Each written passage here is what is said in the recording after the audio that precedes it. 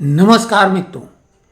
अभी तक जितने भी वीडियो हमारे द्वारा अपलोड किए गए उनमें सबसे ज़्यादा महत्वपूर्ण ये वीडियो है। हमने इसमें इंडेक्स का भी सहयोग लिया है। पिछला एक सप्ताह बेहद बेहद महत्वपूर्ण रहा हमारे देश के लिए। पूरे विश्व में इस समय जैसी उथल पुथल चल रही है, भारत भी उससे अछूता नहीं है। लेकिन भारत ने जो ऐतिहासिक उपलब्धि हासिल की है उसके बारे में भी बताया गया है। लेकिन जो दुर्भाग्यजनक घटनाएं घटाने का प्रयास किया जा रहा है, हालांकि वो पूरी तरह से लोग सफल नहीं हुए, लेकिन तरह तरह के षड्यंत्र रचे जा रहे हैं। जाति के नाम पर संघर्ष करवाए जा रहे हैं, पहले धर्म के नाम पर भी कराए गए, उनका भी प्रयास जारी है। लेकिन अब सनातन को तोड़ने का जो एक कुत्सित प्रयास है वो भी आपने देखा। पहलगाम में तो चुन चुन कर उनकी पैंट उतरवा कर केवल धर्म विशेष की वजह से उन्हें मारा गया। लेकिन जो मिथ्या आरोप लगाकर स्क्रिप्टेड सनातन को तोड़ने का प्रयास किया जा रहा है, उसके बारे में ये आंखें खोल देगा वीडियो, और आप चिंतन और चिंता दोनों करने पर मजबूर हो जाएंगे। तो ज़्यादा न कहते हुए ये पूरा वीडियो धैर्य से देखें।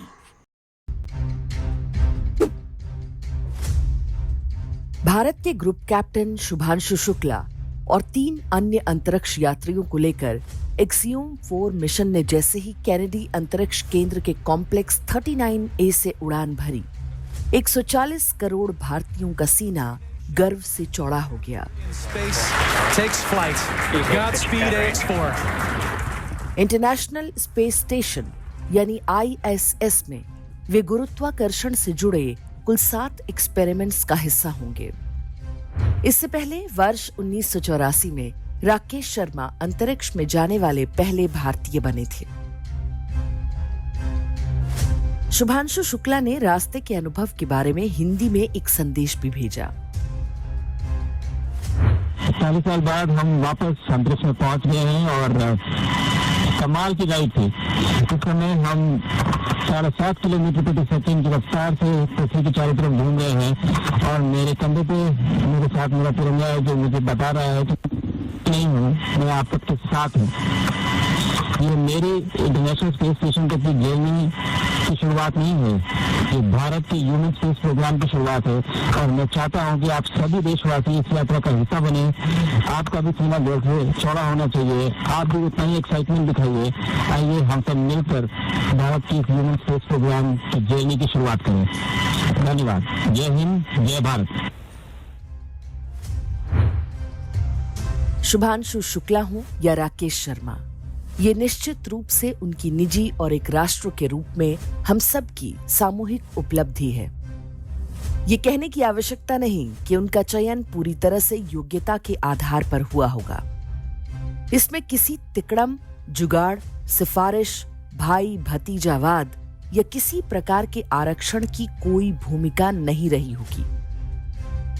ऐसा भी नहीं है कि शुभांशु शुक्ला के बाप दादा अमेरिका आते जाते रहते थे, इसलिए उनको कोई क्लास प्रिविलेज मिल गई। कोई कहे कि भारत के पहले दोनों ही अंतरिक्ष यात्री ब्राह्मण हैं, तो इसमें कुछ गलत नहीं। ये एक संयोग मात्र है। आने वाले समय में ऐसी उपलब्धि कोई भी अन्य भारतीय पा सकता है, चाहे वो किसी भी जाति या क्षेत्र का हो या कोई भी भाषा बोलता हो। शुभांशु शुक्ला की उपलब्धि का एक अन्य पहलू भी है। उनकी उड़ान जिस दिन आरंभ हुई उससे ठीक एक दिन पहले ही उनके घर लखनऊ से कुछ 100 किलोमीटर दूर इटावा में हुई एक दुखद घटना के आधार पर पूरे ब्राह्मण समुदाय के नरसंहार का आह्वान किया जा रहा था। ये सब एक ऐसे राजनीतिक दल और उसके समर्थकों द्वारा हो रहा था जिसका नेता संसद में खड़े होकर कह चुका है कि वो हिंदू समाज को बांट कर दिखाएगा। वही नेता जिसका पिता अयोध्या में निहत्थे राम भक्तों पर गोली चलवाने को अपनी सबसे बड़ी राजनीतिक उपलब्धि मानता था। ब्राह्मणों को गाली देना और इसकी आड़ में भारत के बहुसंख्यक हिंदू समाज को टारगेट करने का चलन नया नहीं है। स्वतंत्रता से पहले अंग्रेजों ने हिंदू धर्म के सफाई के लिए एक रणनीति के तहत ये अभियान आरंभ किया था। हिंदू तो नष्ट नहीं हुए, अंग्रेजों को ही बोरिया बिस्तर समेट कर जाना पड़ा।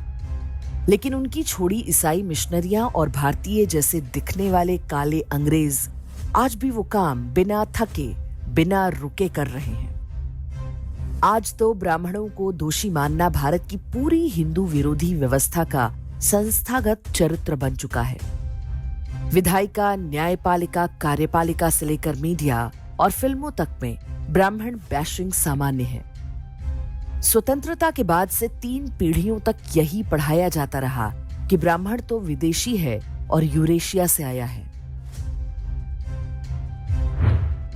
फिलीपींस में आज 90% ईसाई आबादी है। वहां मूल निवासी धर्म को 2% पर समेट दिया गया। यही काम इस्लाम ने मलेशिया में किया। वहां भी वहां के मूल निवासी धर्म को लगभग पूरी तरह साफ किया जा चुका है। भारत में ब्राह्मण इसलिए गाली खा रहा है कि अभी तक भारत न फिलीपींस बन पाया न मलेशिया। भारत के अन्य समुदायों और जातियों को ब्राह्मणों को अपना शत्रु मानना और हम हिंदू नहीं हैं का नारा लगाना सिखाया जा रहा है, ताकि फिलीपींस और मलेशिया की तरह सबको कन्वर्ट करने का धंधा आराम से चलता रहे। जब हम ब्राह्मणों की बात करते हैं तो हमें कोई भ्रम नहीं होना चाहिए कि शर्मा, शुक्ला, पांडे, मिश्रा जैसे सरनेम वाले सारे व्यक्ति ब्राह्मण ही होते हैं। कुछ वामपंथी और कुछ क्रिप्टो भी हैं, जो मारीच की तरह भेष बदलकर हिंदू धर्म को नष्ट करने में जुटे हैं। मीडिया से लेकर राजनीति तक में ऐसे बहुरूपीय बहुतायत में पाए जाते हैं।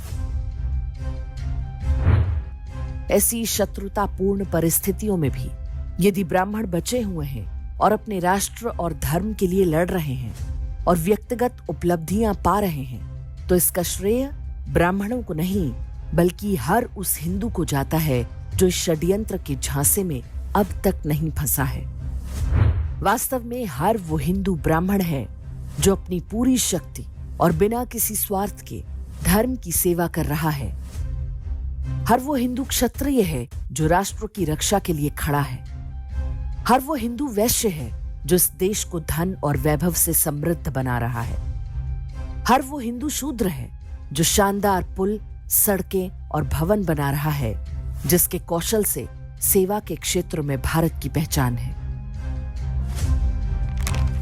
शुभांशु शुक्ला की जाति और भाषा महत्वपूर्ण नहीं है। महत्वपूर्ण केवल यह है कि हर जाति और समुदाय की नई पीढ़ी उनसे प्रेरणा पाए और एक दिन उनसे भी ऊंचा स्थान पाकर दिखाए। एक ब्राह्मण के रूप में ये उनकी सबसे बड़ी उपलब्धि होगी, अंतरिक्ष यात्रा से भी बड़ी उपलब्धि।